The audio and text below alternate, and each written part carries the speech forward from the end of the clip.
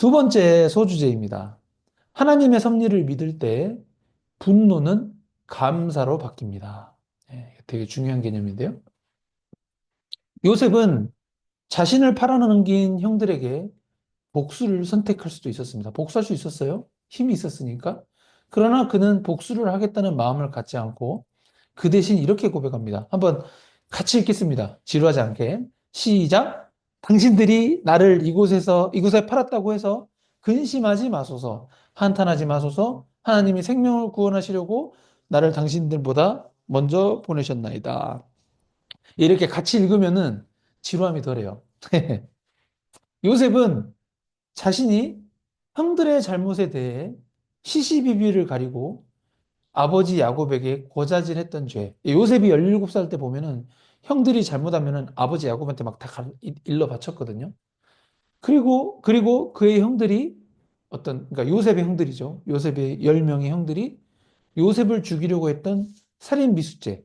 죽이려고 했는데 사람을 죽이려고 했어. 근데 죽였어요. 죽이면은 살인 기수죄라고 하는데 사람을 죽이려고 했다가 죽이지 않으면은 죽이려고 했던 의도만 있었기 때문에 살인 미수죄라고 합니다. 완료를 안 했다고 해서. 물론 이제 그런 거 다 아시겠지만.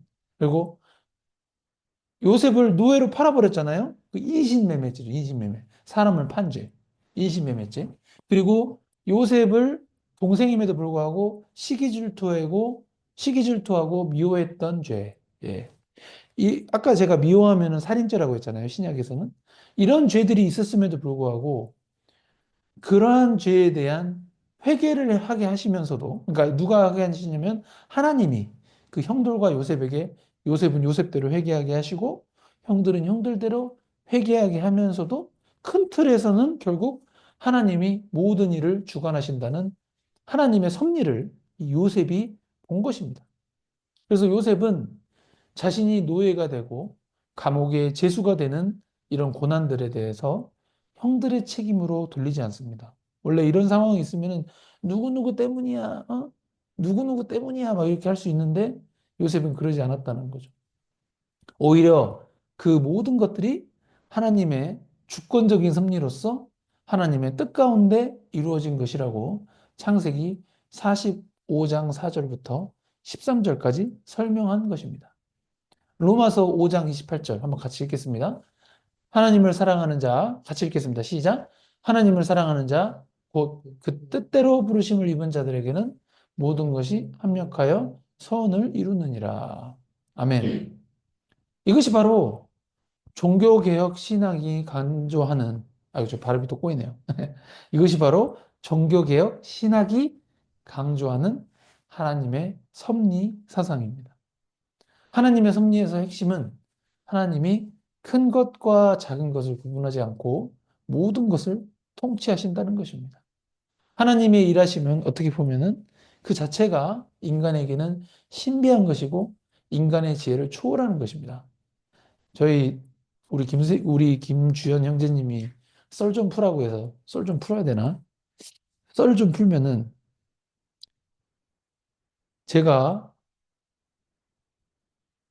10대 후반에 제 아내랑 같은 교회를 고등학교로 다녔는데 그때는 결혼할지 정말 생각도 못하고 그냥 교회를 같이 다녔는데 그 얼굴만 좀 알고 인사도 거의 안 하고 말도 거의 안 했는데 얼굴만 좀 알았는데 그때가 18살 때 만났죠. 제 아내를. 16살 때. 그때는 사귄 것도 아니고 그냥 같은 교회에서 만났는데 18살 때 그렇게 주일날 조금 조금 보다가 그땐 제가 예수님도 제대로 안 믿었어요. 그리고 31살. 예. 31살이 되어서 미국 회계사 할 때 이제 목포에 주말마다 갈 일이 있었는데 목포에 가는 마지막 기차를 탔는데 예, 마지막 기차를 탔는데 제 뒷자리에 제 아내가 앉아 있었습니다. 근데 그때는 목포 복음교회 다녔던 그 아내인지 모르고 그러니까 모르고 미국 회계사 시험을 준비했던 여자랑 얼굴이 너무 닮은 거예요. 비슷하게 생긴 여자가 한 명 있었거든요. 그래서 제가 뭐 그 여자를 꼬시려고 한 게 아니었고 너무 신기해가지고 혹시 미국 회계사 시험을 공부한 사람 아니었냐?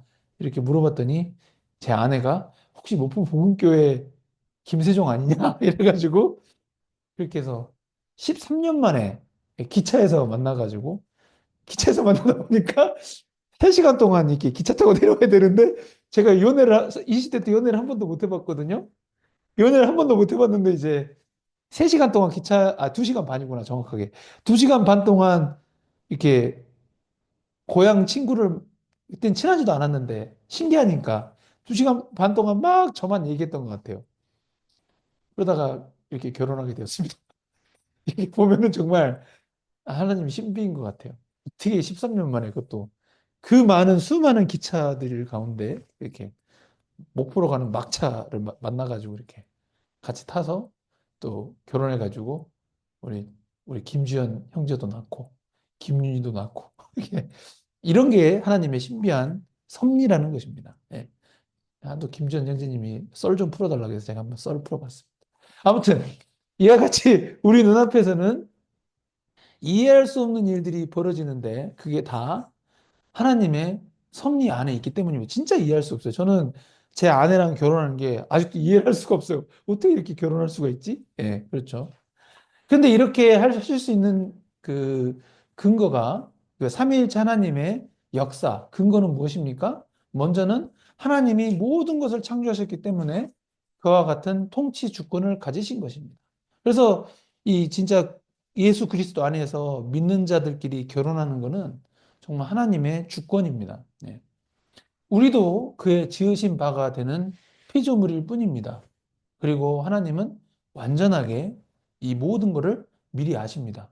하나님은 제가 18살에 제 아내 얼굴을 봤을 때 17년, 아니, 13년 뒤에 기차에서 만나가지고 이렇게 결혼하게 될 걸 다 아셨다는 것이죠. 그런 의미입니다. 예. 우리들은 우리의 미래를 모르지만 하나님은 우리의 미래를 아십니다. 예. 그래서 하나님 예수님께서는 사도 요한을 통해서 요한계시록까지 주시지 않으십니까? 그래서 요한계시록에 미래가 어떻게 될 거라고 다 나와 있어요. 그게 다 그렇게 됩니다. 예. 하나님은 전능하시면서도 이게 자유로우신 분이십니다. 결국 하나님은 하나님의 뜻대로 그의 거룩한 뜻을 이루시는 분이시기 때문에 하나님의 섭리대로 우리의 삶을 주관하시는 것입니다. 80억 인구가 사는데 그 가운데 하나님은 한 명의 배우자를 선택해 주셨습니다. 그리고 그 배우자를 통해 자녀들을 주셨습니다. 배우자가 누구지요? 배우자는 평생 원수입니다. 하나님이 배우자를 왜 주셨습니까? 물론 서로 도우라고 주셨지만 그 도우라는 것이 부부로 같이 살면서 나의 가장 연약한 부분을 깨닫게 해주는 파트너로서 인생의 파트너로서 부부로 하나님이 맺어주신 것입니다. 결혼하기 전에는 막 평생 사랑해 줄 것처럼 막 연애하고 굉장히 잘해주던 상대방이 결혼을 하고 나니까 서로의 진면모를 보게 됩니다. 그래도 결혼 전에는 가식적이긴 해도 상대방 눈치도 보면서 뭐 트림이나 방구 같은 생리 현상을 감추려는 예의를 갖추지만 이 결혼하는 생활이 길어지면 길어질수록 눈치 안 봅니다. 눈치 안 보고 막 그냥 맡겨요. 그런데 바로 그런 모습이 바로 부부가 한 몸이라는 것을 이렇게 삶의 현장 가운데 현상으로 보여주는 것입니다. 우리는 부부싸움을 칼로 물베기라는 표현을 하기도 합니다. 그래도 칼은 칼입니다, 여러분. 네. 부부싸움을 하고 나면 마음이 아파요. 마음이 매우 불편하죠. 신혼 때는 특히 이 서로를 연애를 했다고 해도 서로를 모르는 상태로 결혼했기 때문에 부부싸움의 빈도가 더 잦을 수 있습니다. 그러나 같이 살아가는 기간이 길어지다 보면은 부부가 서로의 연약한 부분을 알아가면서 서로 이해하게 되니까 싸움의 빈도가 현저히 줄어들거나 아예 싸우지 않는 방향으로 대화하고 상황을 이렇게 모면하게 되는 것입니다. 물론 결혼 생활이 길어져도 계속해서 부부의 갈등이 심화되는 경우에는 결국 이혼으로 치닫게 됩니다. 그러나 이혼은 결국 왜 합니까? 부부가 서로에게 맞춰서 살아주기보다는 상대방에게 섬김을 받으려고 하는 삶을 각자가 서로에게 주장하다 보니까 갈등이 심해지는 것입니다. 그러나 우리 그리스도인들은 이혼에 대해서 각별히 주의해야 합니다. 한번 같이 읽겠습니다. 같이 읽겠습니다. 같이 읽겠습니다. 예. 나는 너희에게 이르노니 누구든지 음행한 이유 없이 아내를 버리면 이는 그로 간음하게 하며 또 누구든지 버림받은 여자에게 장가드는 자도 간음함이니라. 예수님이 이게 누구에게 말씀하신 것입니까? 마태복음 5장이면은 지금 산상수훈이거든요. 예수님께서 그의 제자들과 예수님을 만나러 온 무리들에게 하신 말씀입니다. 그래서 이 마태복음 5장 32절에서 정말 무서운 단어는 누구든지입니다. 누구든지. 성경에서 누구든지라는 단어가 나온 구절은 정말 우리가 주의 깊게 읽어야 합니다. 왜냐하면 이 누구든지라는 표현에는 불신자와 그리스도인이 구분됨이 없이 적용되는 말씀이기 때문입니다. 그러니까 이 말씀은 그리스도인에게도 적용된다는 것이죠. 한번 같이 또 읽겠습니다. 이르시되 누구든지 그 아내를 버리고 다른 데에 장가드는 자는 본처에게 간음을 행하며 또 아내가 남편을 버리고 다른 데로 시집가면 간음을 행함이라. 이 마가복음도 마찬가지죠.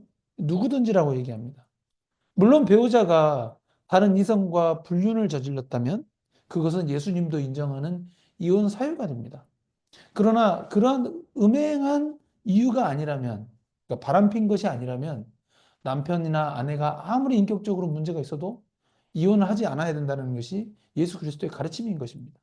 저도 결혼 초기 때 아내랑 부부싸움을 너무 해가지고 지금은 부부싸움을 거의 안 하는데 지금 뭐 제가 져주기도 하지만 하여튼 부부싸움을 많이 안 해요. 근데 신혼 초에 부부싸움을 막 심하게 할 때는 진짜 이혼하고 싶을 때가 있었어요. 근데 막 이혼도 하자 말도 나오고 막 이혼하자 막 그랬는데 제가 마지막에 가서는 이혼을 못 하게 된 이유가 난 이혼 절대 못 해. 이혼 안 한다 한 이유가 바로 요 말씀 때문입니다. 아내가 바람피지 않았는데 다른 남자랑 바람피지 않았는데 내가 그 아내를 버리고 다른 여자랑 결혼해 버리면은 제가 간음하게 돼서 제가 천국을 못 가거든요. 그죠? 아내도 마찬가지고요. 네. 그래서 사실 이 계명은 이 말씀이 무서워서 저는 절대 안 했습니다. 뭐 지금도 이혼할 생각도 없고 지금은 부부 싸움도 안 하고 주님의 사랑으로 잘 살고 있는데 그래서 이 예수님의 계명은 사실 계속해서 유효한 예수 그리스도의 말씀입니다. 그런데 지금 시대는 너무나도 이혼에 대해서 관대하고 이혼한 사람들에 대해서 돌아온 싱글의 줄임말인 돌싱이라는 표현을 쓰면서 뭐 재혼, 삼혼, 세 번째 결혼하는 거 이런 거 이걸 너무 쉽게 쉽게 이야기하는 시대가 되었습니다. 그러나 예수님은 분명하게 음행함의 이유 없이 배우자와 이혼하게 된 후 재혼을 하게 되면 간음하는 것이라고 분명하게 말씀하십니다, 여러분. 네. 여러분, 우리가 예수 그리스도의 말씀을 얼마나 진지하게 받아들이고 있나요? 아, 나는 괜찮을 거야라고 혹시 생각하고 계십니까? 전혀 괜찮지 않습니다. 예. 우리가 부부 생활 가운데 가져야 할 마음 자세는 무엇입니까? 한번 같이 읽겠습니다. 시작. 너희 중에 그렇지 않아야 하나니 너희 중에 누구든지 크고자 하는 자는 너희를 섬기는 자가 되고 너희 중에 누구든지 으뜸이 되고자 하는 자는 너희의 종이 되어야 하리라. 인자가 온 것은 섬김을 받으려 함이 아니라 도리어 섬기려 하고 자기 목숨을 많은 사람의 대속물로 주려 함이니라. 그렇습니다. 배우자에게 섬김을 받으려 함이 아니라 도리어 섬기려 하는 마음 자세로 가정생활을 해야 하는 것입니다. 쉽지 않죠. 심지어는 배우자가 요청하는 심부름도 너무 하기 싫을 때가 있는데 그를 섬겨야 하니까요. 그러나 성경에서는 원수를 위해 기도하고 사랑하는 것을 보면은 평생 원수인 배우자를 사랑하는 것이 천국의 상급을 쌓는 일인 것입니다. 그래서 아내를 사랑하고 남편을 사랑하면은 천국의 상급이 많이 쌓입니다. 예. 그래서 원수를 평생 사랑하며 살라고 하나님께서 평생 원수인 배우자를 나에게 붙여주신 것입니다. 결혼도 하나님의 주권이고 형제자매 관계, 부모 자식 관계 모두 하나님의 주권으로 맺어진 관계입니다. 우리가 이러한 하나님의 주권을 믿을 때 우리에게 있는 모든 상처들을 감사로 전환할 수 있을 것입니다.